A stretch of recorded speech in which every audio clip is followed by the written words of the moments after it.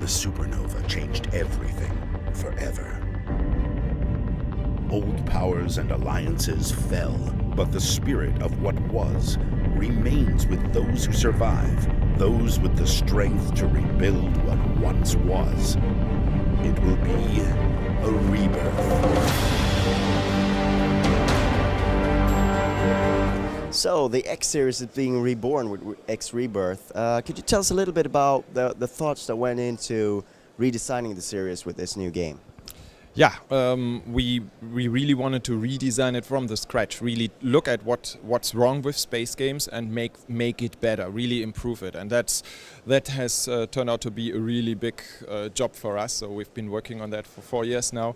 And really, it's all about the details. There are so many things you can do in space. And I mean, this series always was about freedom in space. And that's still, of course, the big spirit of it. But it's all in the details. There are so many little things that we wanted to make really, really cool and better than before. So there's travel, for example. How do you move around in the universe? We've invented this new highway system, which allows you to have much bigger sectors and systems, but still be able to have fast-paced action and find your way around the universe much faster without long flight times. Also have a cool experience when you are traveling inside these travel systems. That's really an important thing. We also wanted to get the action into the geometries of cool space stations. We always had big space stations, but we wanted to use them much more for creative interactions and not just have a station as a one monolithic block. So we placed hundreds, if not many hundreds, surface elements on stations to interact with, and they are all of importance. So if you had production, for example, if you build your own station, you can now really see those things on the surface and in the geometry of your station. You can interact with it, you can scan your competition stations and find out what they are doing better than you, and you can sabotage it, you can take out individual elements. And even on a capital ship, when you attack a capital ship, you will have dozens of surface elements, turrets, shield generators, jump drives, and you can take out everything individually or just simply analyze it individually. So many things that we've changed compared to our former games. Do you think it's a challenge because you have a lot of fans since previous games to introduce new concepts such as the superhighways? How do you anticipate fan reactions will be to that? Yeah, well, that's indeed a problem. I mean, fans can sometimes be quite conservative. The thing is, that's one of the reasons why we are not calling it X4. This is really redesign. It's a start from the scratch. That regards the plot and the story, but it's more important about the game design and exactly how you control it. I'm sure some people will be a bit skeptical if they are hardcore fans of the old series and look at it with some skepticism, but I'm very sure that once they play it, they will see that all of that makes sense, because it's just some concepts had to be redesigned for them to really make sense and work as a whole. And just simply taking a game and adding features over years and years like we did in the past, it's a great thing, because it always it has, of course, that convenience that you always have something running. You can always play with the existing code, but it's also it doesn't allow you to really create something really new, because it just gets more and more complex and complicated. The complexity is cool. Complicated user interfaces are not cool, and that's the thing that we also wanted to overcome. We wanted to make this game much easier to get into, also for people who haven't played the games before, and that is, I think, what Rebirth will achieve. So for people who enjoy this as a sandbox game and perhaps more as a strategy game, the traveling may not be as because you explained a little bit, like you changed the ability to change speed, that you can't do that anymore and you use the highways instead.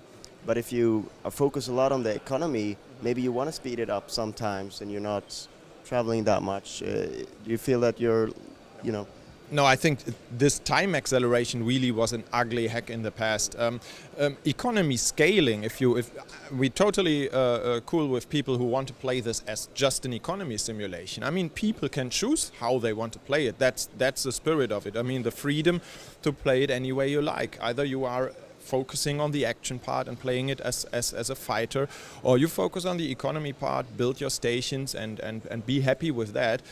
Totally okay, but you scale the economy by just building bigger and bigger stations. You have now actually the ability to work on an individual station for days. I mean, that alone gives you so much more possibilities and so much more freedom to work with this game than ever before, that I'm pretty sure that also especially these people will be pretty happy. And another important thing of a space game, obviously your ship, and you've changed that around a lot as well. Could you tell us something about that? Yeah, that's certainly also one of the more critical things to communicate, because you now have only one player ship, so that's a message that some of the hardcore fans will have to understand. On the other hand, we had that also in X Beyond the Frontier. That's actually how the series started, so it also fits quite nicely with the idea of starting the series again. Yet, I mean, this one ship is so much cooler, so that's it allows us, the idea to have one player ship allows us to make that one player ship really much better presented. You can move around in that player ship. You have people that you can take with you and assign jobs to, crew members that you can really see. You have a co-pilot who's really a part of the ship, and she really does, well, she's basically a really important part of your user interface, and that's also an important reason for that. But actually, what you did before by just sitting in other cockpits, you can still do that. We just do it, for example, with the help of virtual reality goggles. You just drag down these goggles while you are sitting in your cockpit, and you then remote control drones, for example.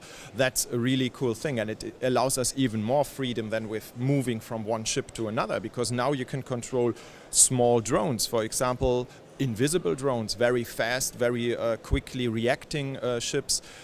That's something that allows us to play with the space station geometry even more. For example, you can reach with those drones into areas that you couldn't go in with your own ship, and or simply being invisible. Of course, that's something that can be very, very cool for this kind of espionage or sabotage gameplay.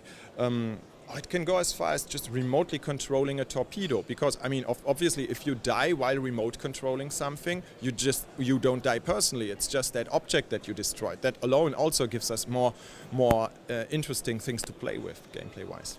So you mentioned you've been working on it for 4 years. Do you see an end somewhere? Yes, I see an end somewhere, yes. Don't ask me where exactly, but yes, we are soon there. I mean, you can see the footage of the game. It's really progressing well. All right, thank you very much for your time.